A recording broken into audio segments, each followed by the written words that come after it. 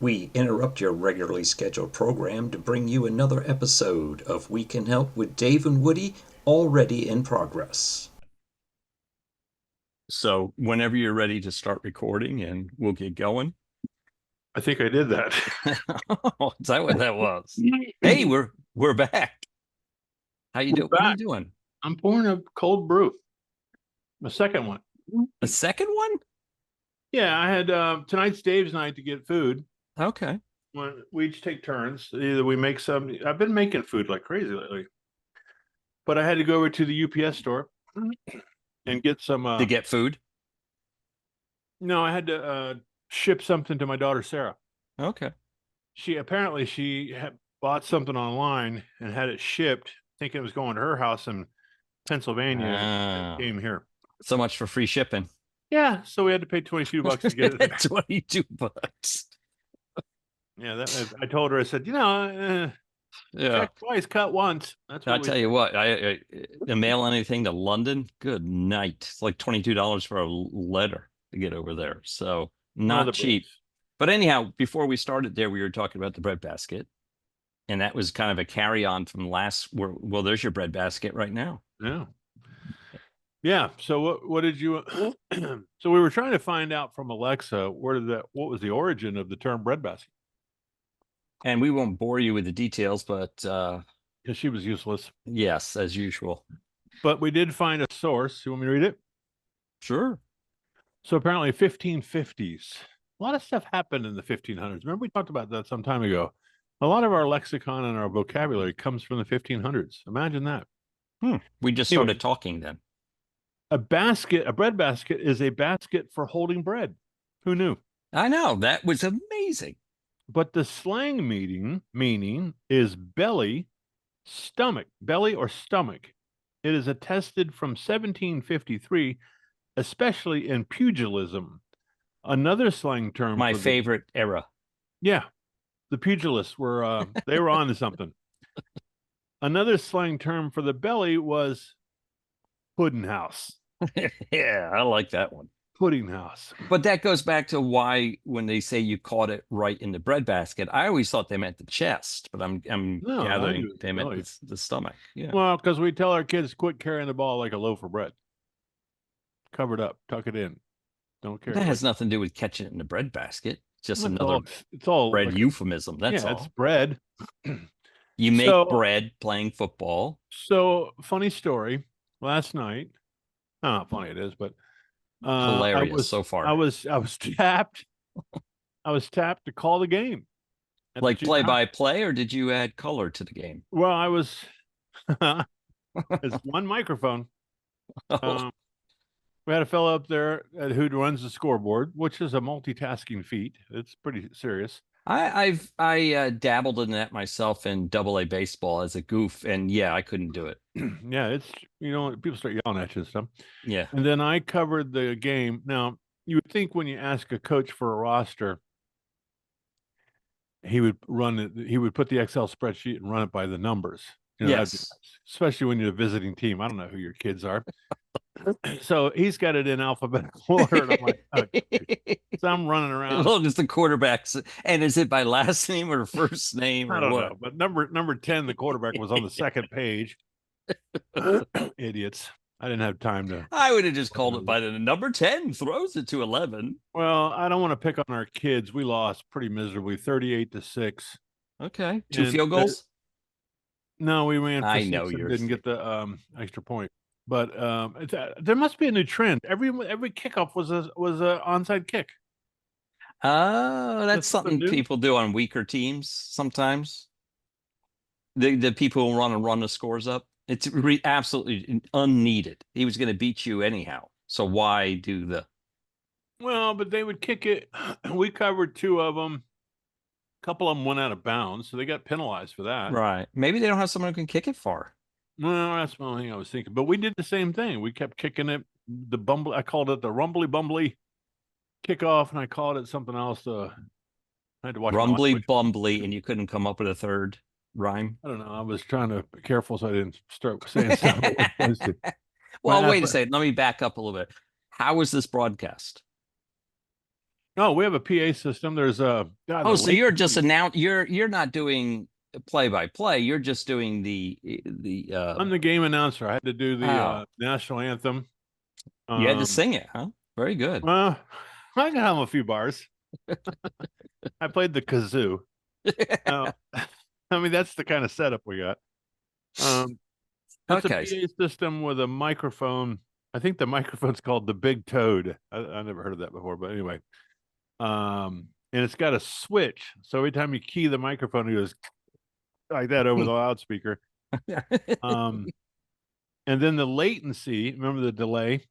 There shouldn't be any delay. Oh gosh, it's horrible. Oh, It so must you're be the talking, oldest amplifier. Was it still using tubes in the well, it amplifier? might be, but it's the PA. So the time it gets out to the field speakers, they're pointing back at me. Oh, so you're hearing from the far side of the field. Yeah. Okay. Now, okay, that makes sense. I thought you meant by the time it goes, you should be wearing headphones. No? Mm. There was no board. I'm not even sure there was a jack for those. This was the last home game. I'm not picking on them too much. It worked. No. It was efficient, but I think I might investigate next. I've got a little 8-channel board that I could probably plug in with some headphones and make And it you good. could play like the charge music. Dun, dun, dun, Yeah, I could dun, beef dun, it up a little dun. bit. Even though that's for baseball. But yeah, I think it fits in football too, right? Well, what I was thinking is, the tough thing is when you're playing the opponent and they're kicking your butt. And so it comes down to the parents want to hear their kid's name, right? The parents Oh, want to okay. hear numbers and their kids named over the PA system. And so it's like their team was the Gators. So it's like Gator quarterback takes it outside for 60 yards and a touchdown. Untouched by your Tigers. Let me point Gator out which quarterback one. weaves through defenders, untouched by your Tigers. Number 12, Smith needs to shed a few pounds. Maybe he could catch that guy. Well, then I'm starting to look at who the offensive linemen are, and I'm going. Right. We ran a wedge thing a couple times. I'm like, yeah, run it up behind those lead blockers up front. Let's give it up for the center guard and tackle. No, yeah, I can't tell where you played in football. Mm. But hey, while you were there, did you plug the show over the PA system? No, so we had this kid. It turned out it was a kid, but it was a woman shows up and she goes, "Hey, we found this debit card in the stands." And so I'm reading this thing off, and I said, "Hey, whatever her name, Shirley, come get your debit card because we're going shopping." I had to read it a couple of times, and then this kid shows up and goes, Did you find a debit card? I'm like, "Yeah, who are you?" And he goes, "Well, it's my mom." So I'm like, "How do we know that?" Yeah, come on. So he gives us their name, and then one of our teachers had some way of verifying it, but it was Okay. his. So I said, "Well, next time don't lose it because we're going shopping." Yeah, well, his mom probably wasn't even there or something. They dropped him off and No, gave she him a didn't. card. So, Yeah. do you guys do now? When I can't say I ever went to a middle school football game, but do you guys do refreshments and everything? Yeah, so I had to. They got this lady there. It sounds like You're selling hot dogs out the back of the booth, doing the announcing at the front. third down. You want ketchup with that? That reminds me of the guy Euchre. Yeah, Bob Euchre. He's hilarious. Yes. That's a ball and a strike, and that guy's got a new car in the parking lot.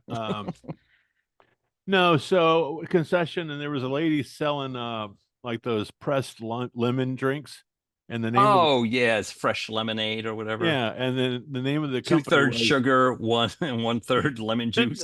Shut up a minute. The name of our company was Main Squeeze, and so I said, "Hey, don't forget about the concessions, folks. Get over there to Jennifer and tell her I sent you over to she's your main squeeze or something like that." That kind of, you ever notice those pet grooming companies, and you caught me off guard here, always have to have a cute name. Yeah, catchy. Yeah. So same kind of thing. Main Squeeze. Oh, Main. Yeah. All right, I got you. Yeah. Yeah. No, So it was anyhow, fun. It was fun. So next time, you're going to use. He caught that one right in the pudding house. Right in the pudding house. That's 60 yards and a fine catch in the pudding house. Be like, excuse me? What did you say? You'll see if anybody's really paying attention at that point. I was going to get carried away, and I told my athletic director. He said, "Don't get stupid, Theus." He was on So he knows you then. Well, so last year I was head coach for like 3 weeks when Right. I remember that. coach had some bad family stuff happen. And so I had to take over head coach. We're playing this one school. We're losing every game 36-0. And this one we only lost 8-0. So this was right before we won our big game before I left. And I'm on the sideline and our offense is blocking nobody. and I'm yelling, "Hey, they're the guys wearing gray jerseys. They're gray." And the referee, the chain gang guy turns around. He's about to pee himself. He's dying laughing. And then I look. I'm not even aware I'm saying it because I'm yelling at the kids, right? Yeah, and you're just frustrated at that point. And my AD's like chuckling over there on the side. I'm like, "What? What?" He goes, "They're wearing gray. Come on, Theus." I'm like, "Well, they got to block somebody." And then I couldn't remember plays. You had 3 plays, you told me. Well, but they get mixed up. And so Were you drinking on the sideline? What was going on there, coach?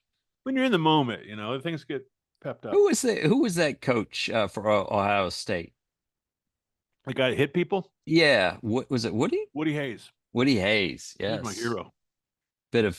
He had to think he was drinking a few back during the game.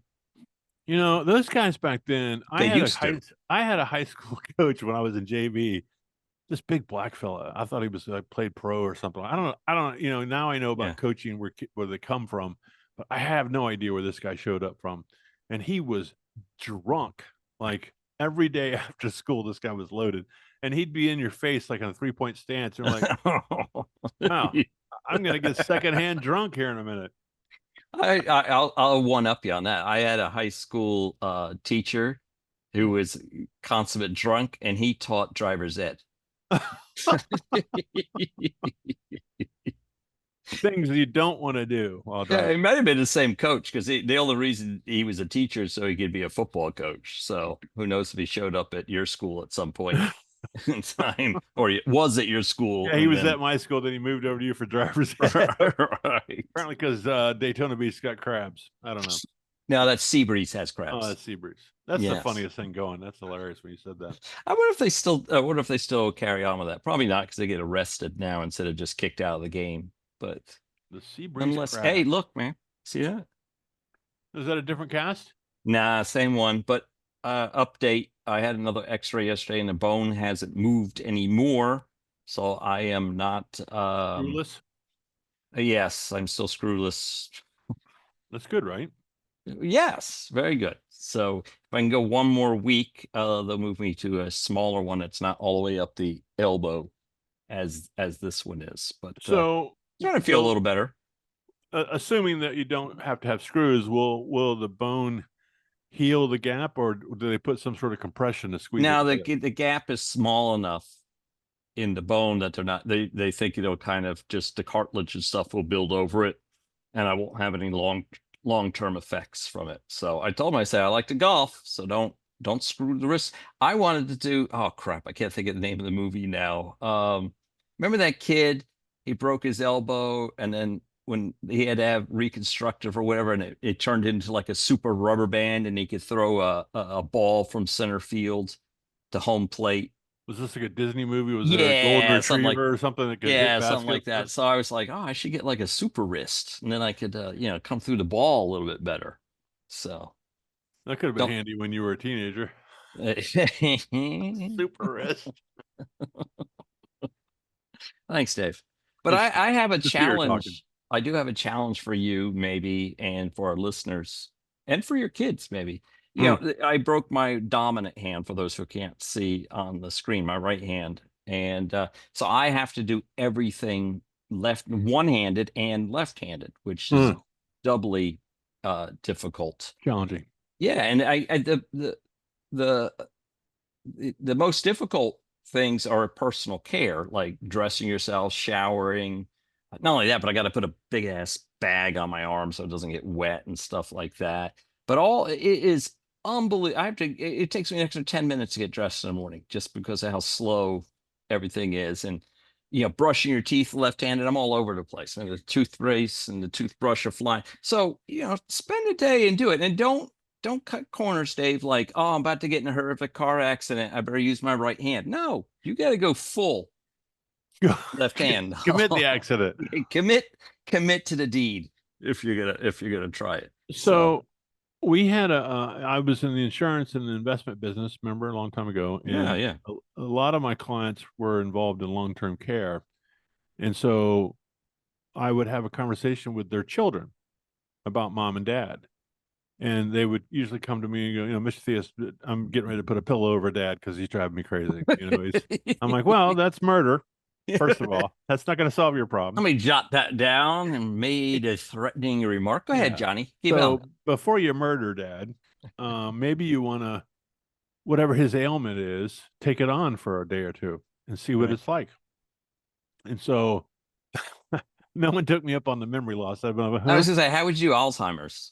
But a couple of them had physical impairments, like you're talking about, not necessarily broken bones, but working out of a walker and that sort of thing. And it's about empathy, is what we're talking about, right? Yeah. Yep. Yeah. So they usually came back with, okay, point taken. I still want to put a pillow. Yeah. Over still, can I use the pillow option? Is that still on the table? No, that's a good thing. I don't want to do that. So I'm not gonna. Why? Because I have empathy for you right now. Okay. All right. I'm trying to typing has been the worst. I'm doing the hunt and peck on the keyboard with my left hand. I have been doing some transcribing with Microsoft OneNote from the microphone, but it's hard to talk as if you're typing a message, and I haven't quite gotten, because you got to do like and comma blah blah blah. You got to say those words and everything. And don't you have a secretary? Are you kidding? You need to get an assistant. I don't think I've ever had. I have. No, I did. I did once. Had one, but she went to jail. So embezzlement. No, sexual harassment. No, she was stealing checks from the AP clerk and writing them to herself because he wasn't checking the check numbers. Was that wrong? I mean, if someone had told me that was wrong, I thought it was a bonus. I didn't know. Yeah, I mean, if someone had said but she didn't go to jail because the sad part was she was pregnant at the time. It's just like, good Lord, why do that to yourself? Like you weren't going to get caught or something. But anyhow. Well, as soon as you start trying to figure out why people do stupid things, then you think to yourself, well, they're criminals. That's why they do stupid things. I guess criminals are just basically lazy people in my eyes. Yeah, right. My dad said if someone would spend the time, the 8 hours a day working, on the up and up, right, they'd make a wage and move on. But they spend 10 hours trying to figure out how to game the system so they don't have to do anything. But they're still working, right? Yeah, I feel bad because probably 1 out of 20 of the people begging for money are in a legitimate. Well, they've got some sort of right. But I do think there are a percentage of them who could work. Oh yeah, but I told you about my dad's friend, the coworker at Martin, didn't I? Go ahead, tell me again. My dad was a professional engineer at Martin Marietta years ago. That I knew. He's dead now, but anyway. But when we were kids, he had a coworker that he and his wife would not shave like on Friday, and he would have a beard on Saturday and Sunday, and he would go to downtown Orlando to the city library. I don't know what street it was on, but right downtown. Yeah, Orange Avenue or whatever. And his wife would panhandle. Both him and his wife. Yeah, they would dress up in raggedy clothes, looking like they haven't had a bath or something. And they would panhandle right there in downtown. This guy, back in the day, he was probably making, my dad as a professional 75,000. No, not that much. Back in the 70s, they were making probably $20,000 a year. But a very respectable amount, though. Oh yeah, no, it translated later to nearly 6 figures or right at it, whatever. So he was making, he was a degreed fellow professional, making top of his game. And he panhandled on the weekends. And so my dad said, what the hell are you doing? He goes, look, it's cash. It's tax-free. And we're picking up an extra $500 to $1,000 a week. Why not? $500 to $1,000. I guess they really pushed it. Yeah, I remember when I lived in Washington, D.C., I would get on this one subway station every morning. It was the same one my father would get on. And there was always a guy, he didn't say anything, didn't have any signs. He was dressed in a 3-piece suit, and occasionally it was different. And he would just stand at the top of the escalators with a cup. And person after person would just dump change in this guy's cup, and my dad figured he was making an adequate living just standing at the top of the escalator every And day. his name was Warren Buffett. Yes. And that young man's name was Warren Buffett. He thought he made it all in the stock market. That's what he was doing. Well, he had to get his initial money. cash somewhere. Yeah. I thought you were going to go with me, Woody, No. something like that. But I had yeah, good dreams. so you can be a professional panhandler, I guess, if you're willing to commit Not to in the Clay time. County. Not in Not Clay in Clay County, County. Florida. We just passed a law that said no. Are you serious? Yeah, I was think tough. is it not illegal regardless? Well, there's some constitutionality about it. Apparently, they tried a couple different methods. It didn't work because lawyers threatened to sue them. Yeah, it gets out of hand here too. I don't have the legislation in front of me, but apparently they figured out a way to do it. And they were concerned about safety in. Yeah. They were doing it in the street, in the intersections. Yes. And so the cover was someone's going to get hit by a car, and then we're going to have a problem. Yes. So they finally wrote a law, and as soon as they got the law passed, it hit the streets on the newspaper. Man, people were gone. It was over. And no one challenged it or anything? No, I think they'd gone through the rigmarole with the courts long enough. They finally figured out, okay, this one's going to hold up. Okay. Yeah. I'll get the law and read it. Yeah, I'd be curious if you pass that along. I'm just because it's out of hand here, every single corner. I mean, they're setting up like one guy sits in a folding chair in the middle of the island out there every day. I'll be stressed out. I mean, I don't want to work. And he obviously walks out to the center of the street, so it's not like he's smoking an $8 cigar and a folding chair with a ice cold Budweiser. Yeah, he's got a bottle of some high-end bourbon next to his chair. Screen he's putting on. Come on, he's selling shots. He's selling shots as you pass by. $10 shot. I'm trying to think of some high-end bourbon, but I can't even come up with that. So some bullet. How do you pronounce that? I don't know. I think I've been saying bullet, and then Fidello says, "No, you idiots." BULL. All right, ask Alexa.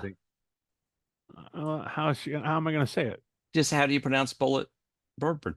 Alexa, how do you pronounce bullet bourbon?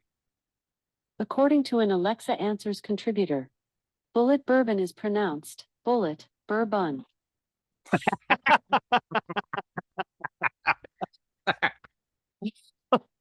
Okay, this is bullet bourbon. My bad. French. My bad, version. Alexa. Oh, that was hilarious. That may be the best one we've ever had. That's an old, sort of Three Stooges bit. They pass me the Worcestershire sauce. Damn it, I can never say Worcestershire. Okay, hold on a second. Alexa, how do you pronounce BULLEIT?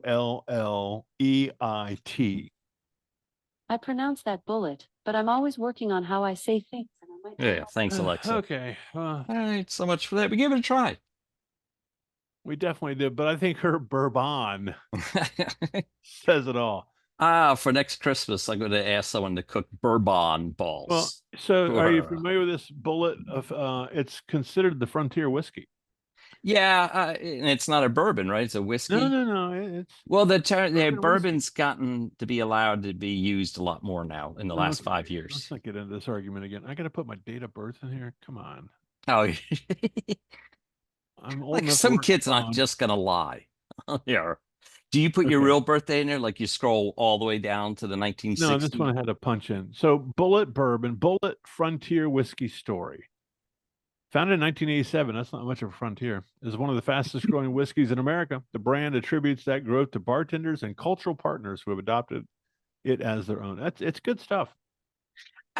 Yeah, I said, it. I drink Evan Williams small batch, so that's what I like. Say, please enjoy Bullet Frontier whiskey responsibly. Maybe that's what I can't adhere to that rule. I'm not sure I was so responsible last time I've had it.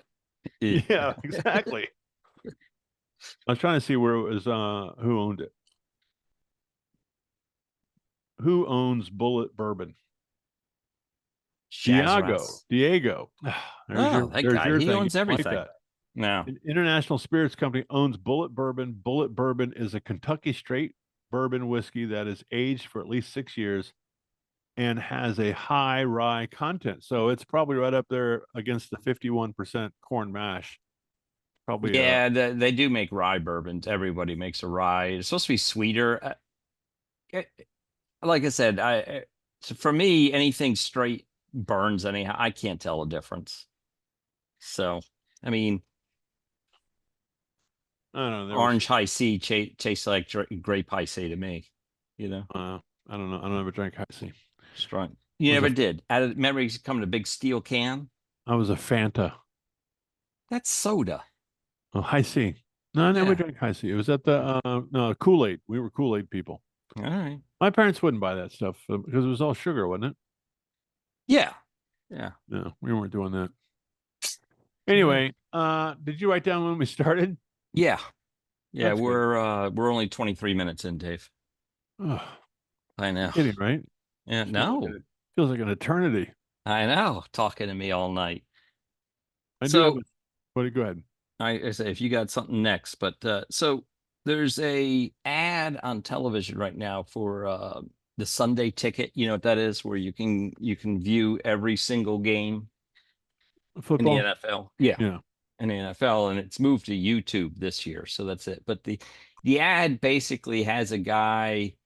He wakes up in the morning and a Falcon flies in with a Falcons jersey for him. Right. And then the Falcon and a Cardinal are playing, and then like a bear comes through, and a giant walks through the door. So all the mascots of all the teams are being represented in a lifelike form. Right.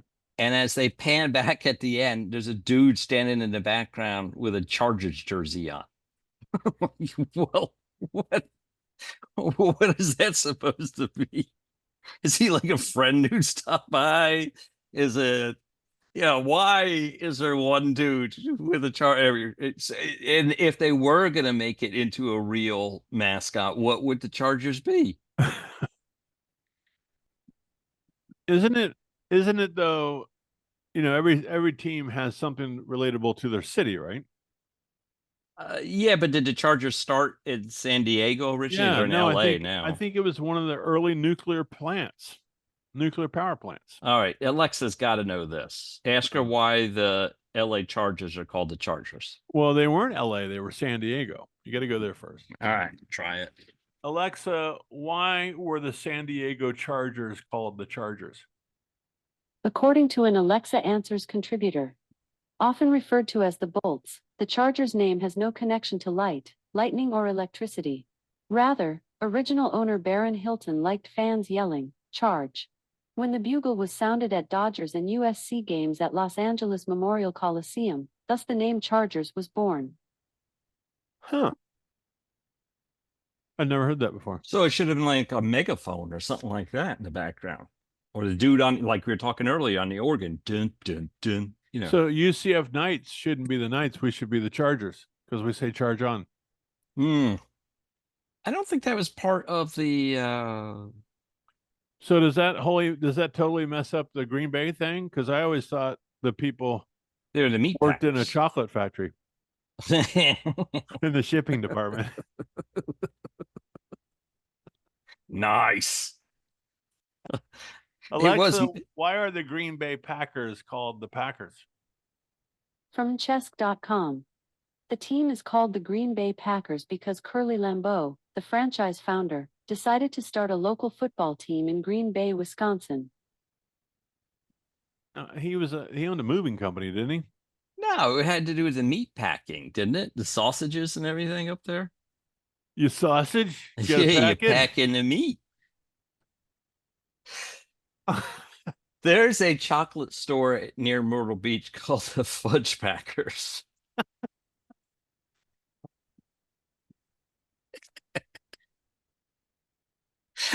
You have to go around back and pick up your package.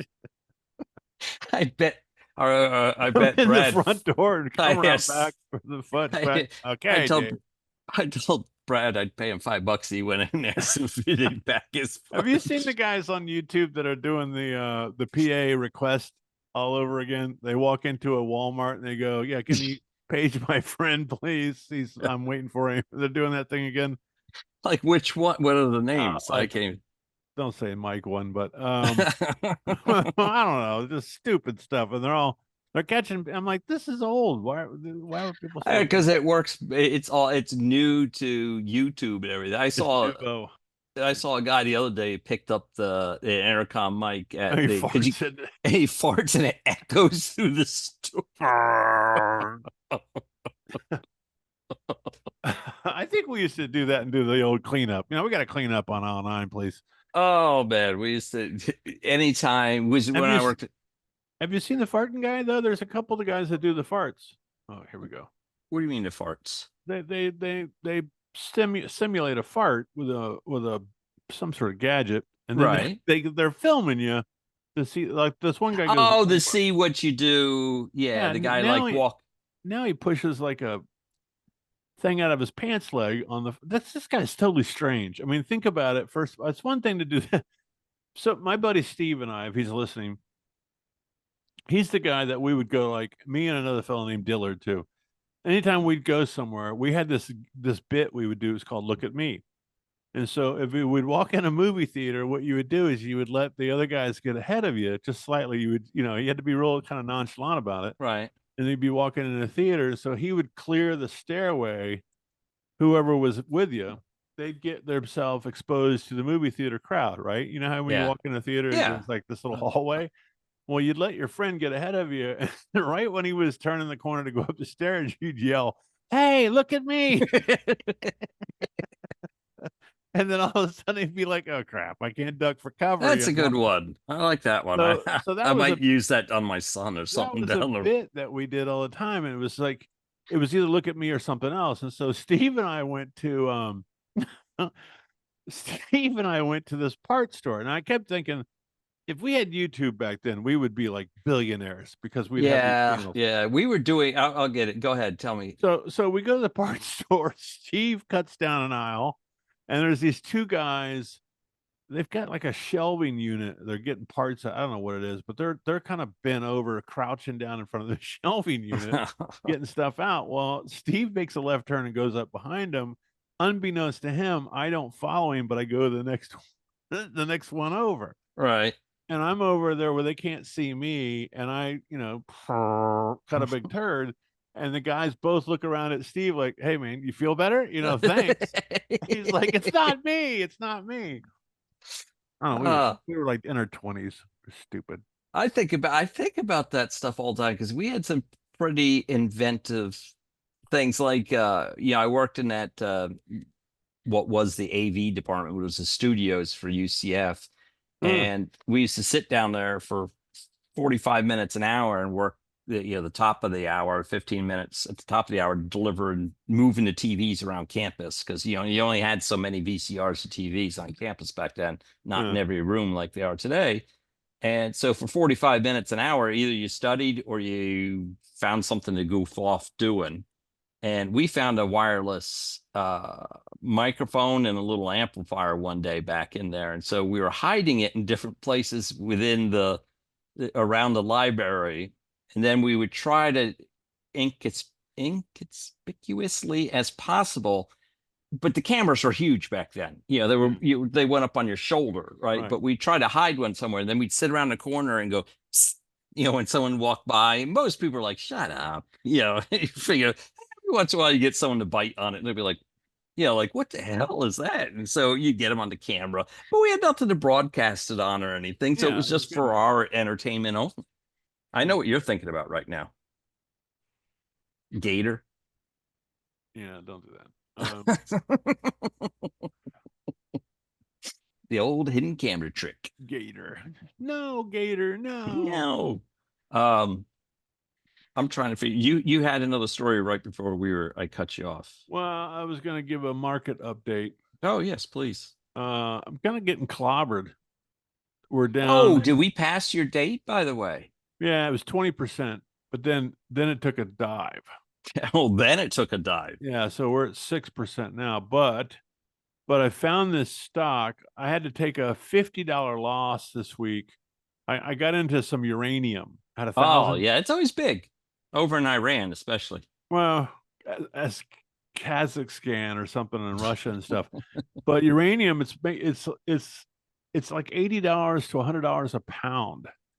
But it's a weird ore. They have to mine it, and yellow cake is what we're talking about, and it's relatively safe. Yellow cake. Yeah, yellow cake. It's relatively safe until they enrich it. That's when it turns Yes. to the bad Yes. stuff. Anyway, so I don't know how I got into it, but I was like, okay, if Trump gets reelected, just for conversation, if he gets reelected, uranium is probably going to take up. It's because we're going to start pumping oil out of the ground, and if it's $80 to $100 a pound, it's probably going to go to tank. Because uranium, the only thing you need it for is nuclear bombs and nuclear power plants. So, Oh, I see what you're saying. Yeah. I just don't Well, think either side would not want nuclear, right? Well, the power plant business is big, and then the only way it wins is you're going to have to put constraints on it. Russia's a big producer of uranium, and Mhm. so if we've got treaties or tariffs or whatever agreements that no one's buying it from Russia, then that kind of cuts the market down. So anyway, I just kept looking at this thing going, it's not going to move. It's going to go up a little bit maybe, but it's not going to move enough. I got to get out of it. And so finally I just said, okay, let's see if we can mitigate my losses as best possible. So I did a limit order on it, a limit sell, and I got it to within $50. So I sold 1,000 shares and I lost $50 on it. And so I'm like, okay, we can justify this. I don't like doing that much. I hate losing money, but if I can get out of it now and jump into something else and regroup the $50 and keep moving. And so this Black Sky Technology, that's the one that took the reverse split of 8-1. And so it took me from $1 something a share to $8 a share. $8 a share. Yeah. And so I had from 1,000 shares, I had 250 shares left over. I'm like, okay, well, it's trading around $5-6 a share or something like that. And so they did they did another public offering, and they wanted to raise 40 million in capital. So they sold, I don't know how many million shares at I guess 10 million shares at $4. So as soon as they announced they're going to sell them at $4, the market said, oh, we're going to sell them at $4. My pricing is going to go down.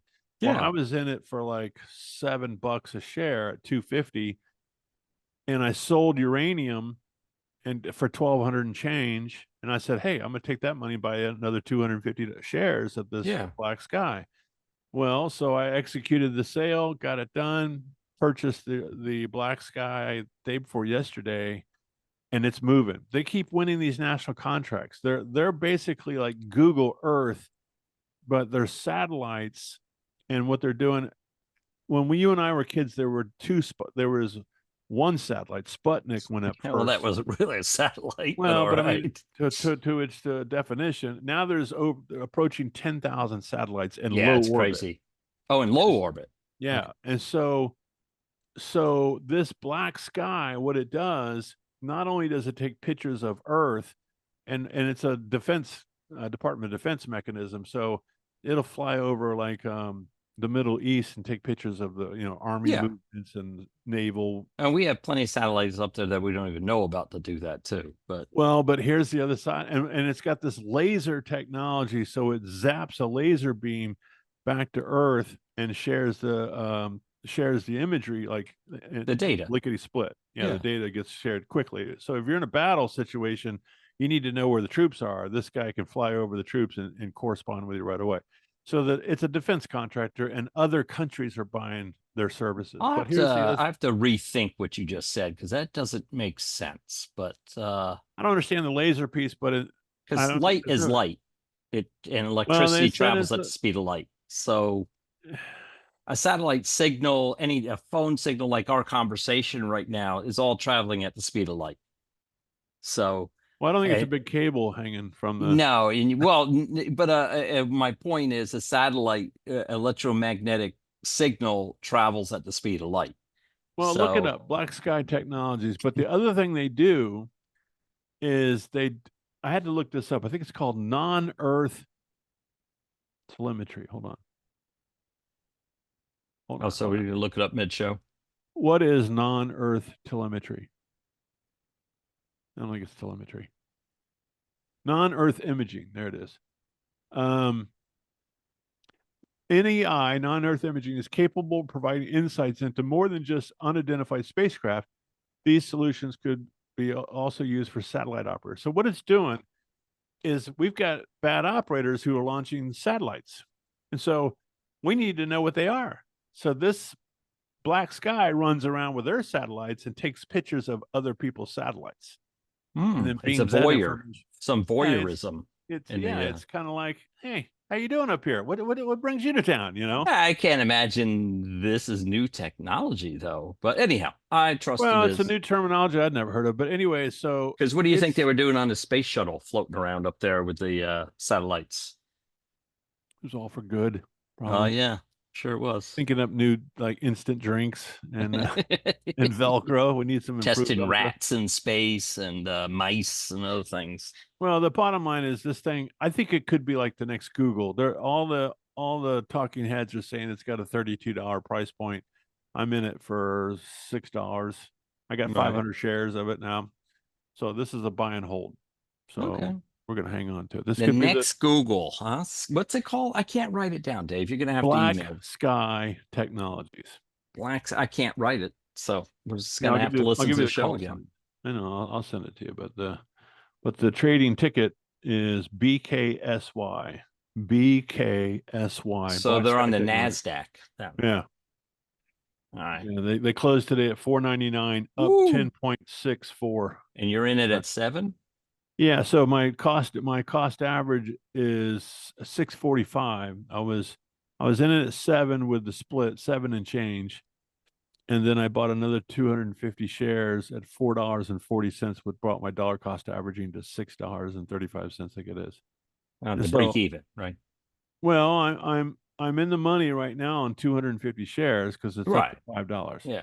But But on it's the on the other way. shares. Yeah, You're this right. is a buy and hold. This could be the one that we say, hey, I bought that at $4, Yeah. or whatever. Maybe. Anyway, All right. Well, cool. Well, it's pen ink check night here at the Woody household, and we're rolling up on 5 minutes to go. So, and then check night. pen ink. PEN. Yes. Oh, you checked the levels of Yeah, the ink? level of the ink in all the pens in the household, and see if they need to. Do you run a whole series of like replaceables, or do you check like Bics to see if we can see through the plastic? And we don't fall for that game, Dave. We buy the cheap pens and just refill the cheap pens with ink. You know, you could just pinch the top of the little thing and it opens up, and you just put more ink in there. Right? I mean, I'm hoping that's how it works, because You got like 55-gallon drums of ink. yeah, I just the FBI's checking up on me. Is that 40 weight you're putting in those? What is that? They're like 55 gallons of ink, sir. Excuse me, Mr. Woody. We're monitoring the ink processing. What are you doing with all that ink? Oh, I You're wonder if there testing is an bad stuff. But I got no. I mean, anything else I have tonight might take a little bit of time, other than oh, I know. Why do they make the word dyslexia so hard to spell?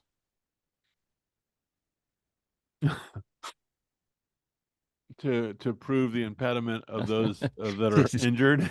to get around. That has got to be somebody's bit. I can't believe. Oh, you don't have an answer. You just wondered why they is make it this- so hard to spell? Why is this affliction of dyslexia so hard to spell? Yes, you think it should be just like, FOF or something like that.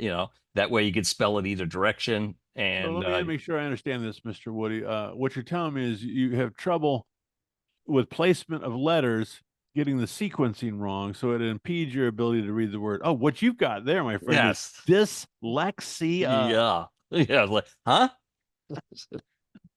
I hear what you're saying. I can't see And what it you're was saying. founded in Mississippi. Yeah. That's where the headquarters for dyslexia is, in Mississippi. But only after they moved from Tennessee. So Correct. formerly known as Arkansas. So All right. yes, spell it like it sounds. Hey man, so real quick before we go, I won't be visiting Tennessee anytime soon. Oh gosh, yeah. I hate to. Can you give us Really, oh, the heart goes damage out. is Asheville North in North Carolina. For the most part, the flooding up there started up in the mountains. Some of the dams got breached. The debris and water just cascaded, obviously downhill through Asheville and kind of tapered out after that in the rivers. But unfortunately, part of that was, Interstate 40, a good 3 to 4 mile section was undercut. Um, and collapsed into the river below. Is that the So French Broad that tore I things up? I don't know. It comes out of Lake June, Alaska, and it may be the French Broad at that point. I can't remember which river it is Lake at that June, point. Alaska. Yeah, that's I know it's a weird little lake right at the head end of that I-40. I always remember seeing the signs for Alaska. Lake June, Alaska. That's the name of the lake. It's nothing to do Yeah. with the state of Alaska. No. Well, I mean, obviously the name came from somewhere. Maybe Steward. Okay, Fa- so wait a minute. So I want to recap this. What we're talking about is Hurricane Helene, Yes. and you and I spoke briefly when we were checking on each other. Yeah. And you said it was basically a normal, stormy, rainy, tropical storm day with lots of rain. Yeah. But there was no wind, or there wasn't. I mean, there was wind, but enough to, But yeah. not like you would think of a damaging wind. It was just No, people going about heavy, their heavy, business. like 20, 30 mile hour gusts at times and stuff like that. So Yeah. so what happened is you guys had some rain previous, like we did too, right? A week or so before, hadn't you had some heavy rains? Yes, sure. I mean, we have them quite often these days. So, So North Carolina is a system of dammed up waterways so they can develop, like we well, do and somewhere here hydroelectricity Florida. in the area. Hydroelectricity and development. Right. And it rains so much that the water systems exceeded their capacity at the dams and the viaducts. Is that a safe assessment? Yeah. Yep. And it just kind of the farther downhill it got, the more it cascaded. And I saw pictures where the dam was holding, but it was so full behind the dam that it was coming up over the ridges on the sides of the dam. Yep. And Yep. so, I mean, there was really no way to head it off. I mean, we could talk politically on this, but that is one of my biggest gripes in America right now is our infrastructure we just don't take care of it. We're unwilling to put any tax dollars into our infrastructure. Well, We have I think you're hundreds of spot on. thousands of bridges that are failing. These dams were built in the 1940s and haven't been touched since. Well, dams don't vote. Yeah, That's the problem. apparently. So let me ask you this. I know we're up against the clock. Yes, we are. So we got to wrap this up. So I know, for example, I used to go up to a Minger tree in Whittier, and I was trying to find some pictures of Whittier. There's a little river in this campground. I think it was submerged underwater. I saw pictures of the Boone Golf and Country Club, and it was underwater. Right. But my question was, there's a river that we would raft on, not the Nahonga but that's not it. It's Yeah, it's way up there, but it's it's out on the point. Yeah, it's point on of the North western Carolina. side. Yeah. And they run that thing with floodwaters. So Yeah. when you're there down there having a beer in the little town, it's not Cherokee, Brightsville, maybe, I don't know what it is. It's all up in the, yeah. You're It's all sitting there and it's just a trickling stream, and then all of a sudden at 9 o'clock in the morning, when they let the dam loose. they let the dam loose, all this water comes. Were they letting the dams? Could they have let water downstream? They were. They do. What is it? The Army Corps of Engineers runs the dams along with the TVA in this area. Right. And they were, my lake was in spill mode. They announced days before it was spilling water out, trying to get ahead of the rush. Yeah, because we do that in our lakes and ponds. We'll drop the lakes down in lieu of flood. Yeah, Florida's got a very intricate system of because you have nowhere to send the water, so you have to move it around the state instead through the aqueducts underneath, and it's very intricate. And they have it well managed down there, but for whatever reason, this one just got out of hand. The dams weren't set up. Again, development does hurt that, right? Yeah, because there's less vegetation, everything to take up the water as it comes down the hills. And so the more you clear cut and replace with grass, the more water gets into the lakes rise faster. The dams have been upgraded in 80 years. And you get this. Well, and if there's no development, then who cares if the water spills into the Right. brush? You know what I mean? Right. You only notice it when there's a guy with 30 feet over his house. Right. So, all right. Yeah. Well, it's time to say goodbye, Dave. Well, I just want to let everybody know our hearts go out to the people in Western North Carolina and Georgia and the West Coast Wherever. of Florida. Yeah. Is a horrific sight. Your parents, your mom and stepdad. Yeah. okay? They're out of they were down far enough south in Florida that they were not affected by any of this. All right, we'll cut it here. All right, well, another show in the can. I don't know what series it is, but I'm Dave. Season 7, episode 3, and I'm Woody. And you've listened to a heartfelt. We'll call this one a heartfelt episode of We Can Help with Dave and Woody. And tune in, follow us on YouTube. Please subscribe, push the button. Dang it. Dave's finger. Hey, let's, like Trump says, you got nothing to lose. And then, no, what does he say? What do you got to lose? What do you got to lose? And then It's his campaign slogan. Anyhow, go ahead. Check us out on Spotify or wherever you listen to podcasts. And we love you. So guard well the on the cross. Until next time we see you, smoke if you got them.